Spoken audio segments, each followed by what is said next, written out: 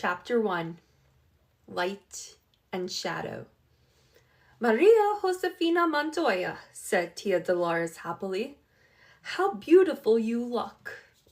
Josefina blushed and smiled at her aunt. Gracias, she said. She smoothed the lawn skirt of her new dress with both hands. The cotton material felt soft and light.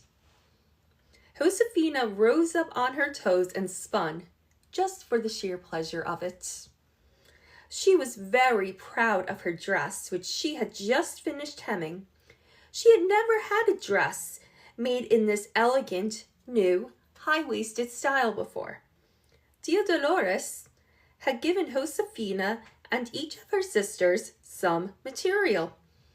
Josefina's material was a pretty yellow with narrow stripes and tiny berries on it. So that right there, I don't know if you could see it, that's her dress. She had cut her material carefully, the way Mama had taught her. Then, stitch by tiny stitch, she had sewn her dress together all by herself. Now, as she spun around, the hearth fire cast a pattern of light and shadow, swooping across the dress like a flock of fluttering birds. Josefina stopped spinning and sighed with peaceful contentment. It was a rainy evening in October. Josefina and her three older sisters, Anna, Francesca, and Clara, were sewing in front of the fire in the family sala. Tia Dolores was helping them. They were all glad of the fire's warmth, as well as its cheerful brightness. A steady, heavy rain was falling outside, but inside it was cozy. The thick, whitewashed adobe walls kept out the cold and took on a rosy glow from the firelight. Tia Dolores sat next to Clara. Don't use such a long thread in your needle, she advised Clara gently. It might tangle. Josefina grinned. Remember, Clara? She said, Mama used to say, if you make your thread too long, the devil will catch on to the end of it. All the sisters smiled and nodded. Tia Dolores said, I remember your mama saying that to me when we were young girls learning to sew. Tia Dolores was smiling, but Josefina saw that her eyes were sad, and she knew that Tia Dolores was missing Mama. Tia Dolores was Mama's sister. Mama had died more than a year ago. Josefina and her sisters thought of Mama every day with longing and love. Every day, the girls tried to do their chores the way Mama had taught them to. They tried to be as respectful, hardworking, and obedient as she would have wished them to be. Every day, they recalled her wise and funny sayings and songs. And every day, they remembered her in their prayers. The first year after Mama's death, the four girls had struggled hard to run the household. Then, at the end of the summer, Tia Dolores had come to visit. She was on her way home to Santa Fe from Mexico City, where she had been living for 10 years. During her visit, the girls had realized how much they needed someone like her, someone to help them and teach them as Mama used to do. Tia Dolores kindly agreed to come live on the rancho for a while. She went to Santa Fe to see her parents for a month. But she kept her promise and returned to the rancho with her servant Teresita in time to help with the harvest. Tia Dolores had been back for 2 weeks now, and Josefina was glad. As Clara shortened her thread, she looked at Josefina's dress. You'll get a lot of good wear out of that dress, she said. Clara was next to Josefina in age. She was sensible and straightforward. It was a good idea to make it too long. That way, you can grow into it. Oh dear, said Josefina, looking at her hem. Is my dress too long? Not at all. It's perfect, said Anna in her tender-hearted way. She was the oldest sister, already grown up and married. You've done a fine job, Josefina, and you are the first one of us to finish. Anna had not even begun her dress yet. She had decided to make vests for her 2 little boys first. Francesca, the second oldest sister, sighed a huge sigh. I'm far from finishing my dress, she said. I've still got so much to do. You shouldn't have chosen such a fancy dress pattern, said Clara, pricking her material with the sharp needle. Tia Dolores had given Francesca a sewing diary that showed all the latest styles from Mexico City. And the girls had each chosen a dress pattern to follow. Clara was making a dress that was plain and simple. She prided herself on being practical and often felt called upon to point it out when someone else wasn't. That someone was usually Francesca. Francesca had chosen an elaborate pattern for the sewing diary. She'd begun enthusiastically. She cut the material boldly, talking all the while about how splendid her dress would be. But the long, slow work of sewing the pieces together bored Francesca. She complained every stitch of the way. I'll never finish my dress, she said now, unless someone helps me with this endless stitching. She glanced sideways at Tia Dolores. Josefina saw the sideways look. She knew Francesca wanted Tia Dolores to sew for her, but Tia Dolores calmly continued her own sewing. She said nothing, even when Francesca sighed loudly again. Josefina was not surprised. In the last 2 weeks, she had learned that Tia Dolores was always willing to give help and advice, but she would not do the girls' work for them.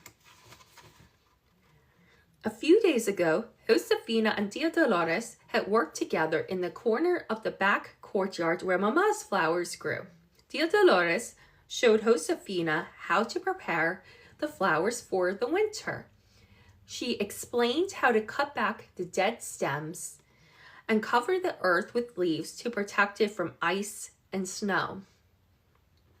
She watched with care to be sure Josefina was doing everything correctly. Tia Dolores helped, but she made it clear that the flowers were Josefina's responsibility. I want you to know how to care for them by yourself after I leave, she said. I know you can do it. I have faith in you. Tia Dolores worked hard teaching, and she expected the girls to work hard learning. Our energies and abilities are gifts from God, she often said. He means for us to put them to good use. Sometimes Josefina thought that perhaps Tia Dolores had a little too much faith in her abilities.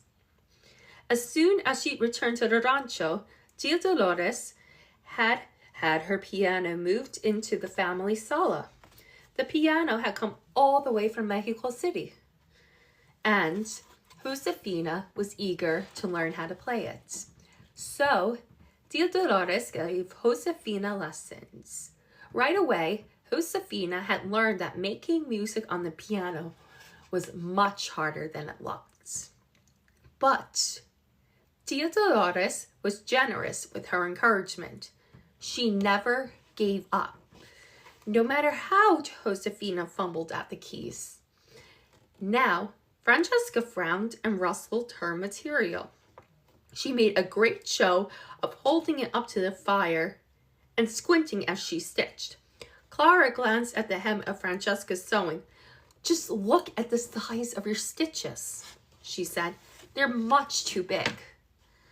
Francesca shrugged. They'll hold the dress together, she said. That's not the point, said Clara. They look bad. Oh, Clara, said Francesca crossly, the stitches are on the inside. No one will see them.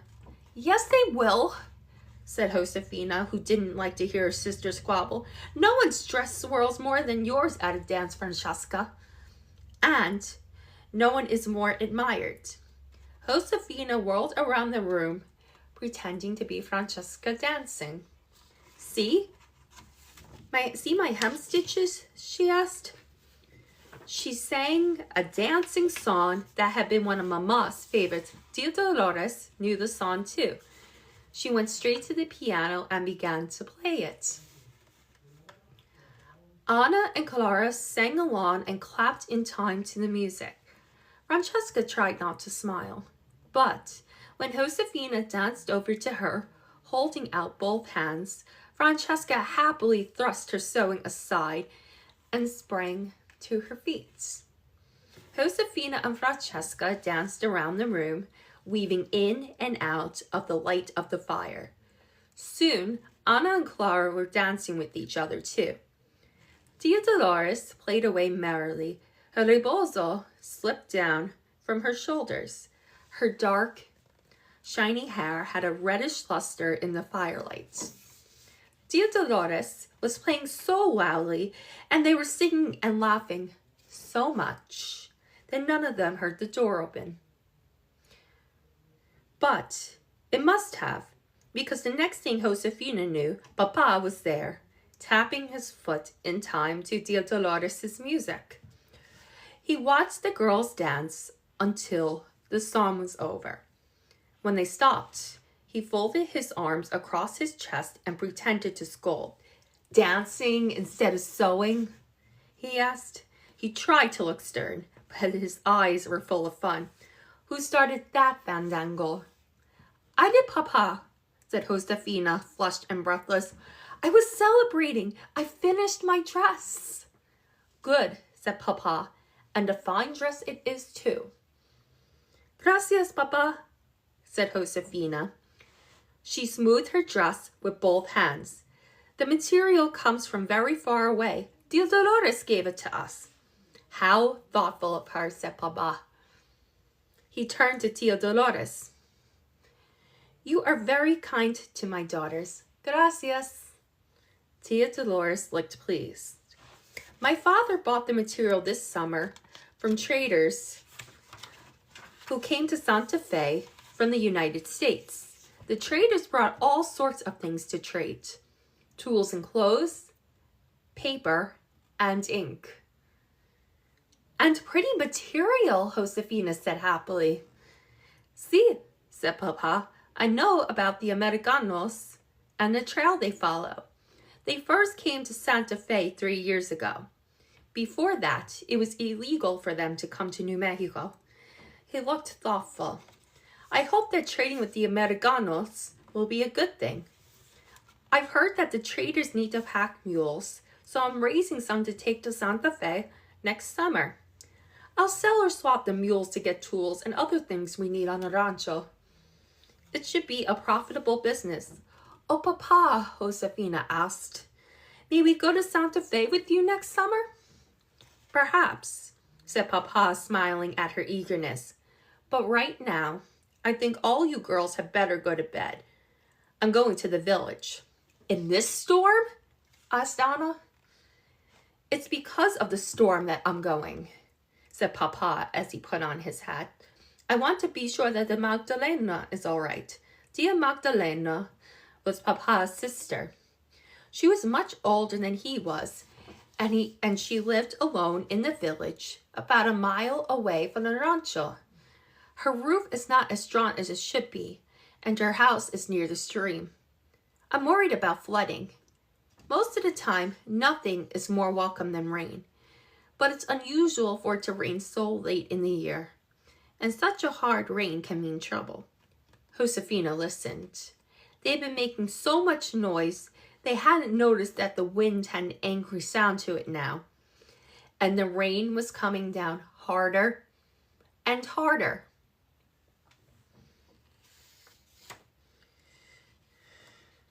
She watched Papa as he put on his woolen sarape. Even that wouldn't keep him dry tonight. Josefina turned a worried face up to Papa. Now, there's no need for you to worry, my Josefina, Papa said in his deep, comforting voice. Our house is high above the stream. God will keep you safe, and your tia Dolores is here to look after you.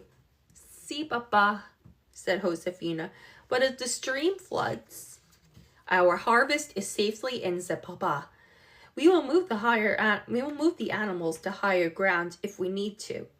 Now, come and say goodnight to me before I go. The girls knelt before Papa, palms and fingers of their hands pressed together as if for prayer. Papa gave each girl his blessing and kissed her praying hands. His smile was loving as he looked down on his daughters' upturned faces. Go to bed, he said. The sky will be blue tomorrow. Tia Dolores opened the door for Papa. God go with you, she said softly. Papa nodded. Then he went out into the windy, rainy night. Papa had told Josefina not to worry, but she could not obey. The sheepskins that were her bed were warm and soft and comforting, but they could not soothe away the worry that kept her awake.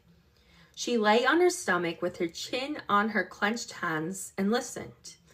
Moment by moment, the wind grew wilder. It shrieked and howled and hurled the rain against the roof and the walls as if it were trying to destroy the house with its anger. Josefina shivered at the sound of the storm's rage. Please let Papa be safe, she prayed. Please. She was glad she could sleep. She hoped her prayers would protect Papa.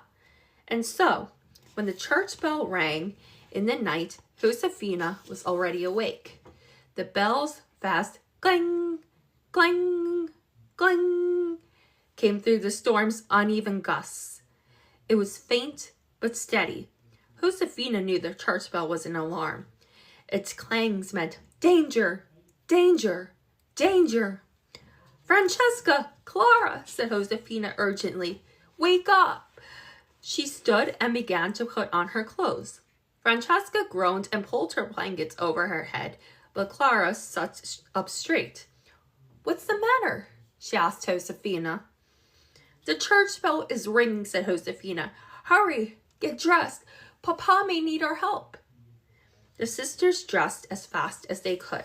Just as they were finishing, Tia Dolores came to fetch them. She was carrying a small candle. Her voice was calm and very serious. She spoke against the sounds of the storm with the same steady determination as the ringing church bell. Your Papa is still down in the village. I fear the church bell means the flooding is bad there. I've wakened all the workers in the house. Some will herd the animals to higher grounds. Others will try to build up the stream's banks so that the stream won't flood the fields. I've told Anna she must stay with her boys, but I want you girls to come with me. We must save as much as we can from the kitchen garden. Josefina, Clara, and Francesca followed Tia Dolores. They were still under the cover of the roof when suddenly the sky was slashed in two by a jagged dagger of lightning. Its brilliant flash of light made everything white for a second. Then the light disappeared and the night seemed even darker than before. Boom! A huge clap of thunder crashed so loudly it shook the house. Josefina stepped back, trembling. What's the matter? Tia Dolores asked. It's the lightning, Francesca answered. Josefina's afraid of it. Crack! Lightning split the sky again. Josefina couldn't move. All her life, she had feared lightning. Mama had understood. She would hug Josefina to her and wrap a rebozo around both of them. She covered Josefina's eyes with her hand so that Josefina wouldn't have to see the wicked flash of light. or the plunge into darkness that followed. She'd hold Josefina so close that the beating of her heart almost blocked out the sound of the thunder. "Mama," thought Josefina, now bracing herself for another flash. "Help me." Just then, Josefina felt Tia Dolores put a strong arm around her shoulders. Tia Dolores' little candle sputtered wildly in the wind, but it didn't go out. By its feeble light, Josefina saw Tia Dolores' gentle face.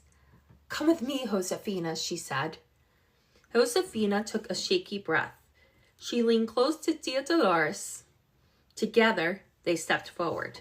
Clara and Francesca followed closely behind. The rain put the little candle out, but Tia Dolores' step was sure, even in the darkness. She led the girls across the front courtyard, through the passageway, and into the back courtyard. As they passed Mama's flowers, Josefina remembered what Tia Dolores had said when they worked together. "I know you can do it. I have faith in you."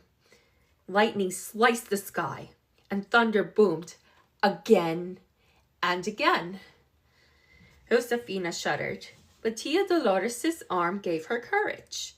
She stayed within its safe hold as they went out the back gate to the kitchen garden.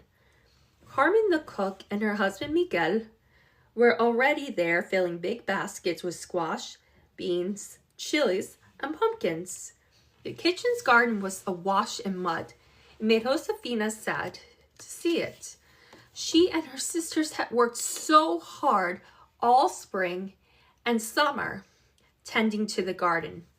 She was sorry to pick the squash that were not perfectly ripe yet, but she knew it was better than letting them be washed away or rot from lying in water. And there was so much water. A river of it rushed through the center of the garden, and the rain was still falling in torrents. Mud pulled at Josefina's moccasins and splashed up onto her legs. Soon, she was soaked to the skin. Her hands were numb with cold and caked with dirt. Her arms were tired from lifting mud-streaked pumpkins, and her back hurt from carrying the heavy baskets. Lightning flashed all around her and thunder rumbled. But Josefina bent to her work, trying to ignore the force and fury of the storm. "Tia Dolores has faith in me," Josefina said to herself. "I can't let her down."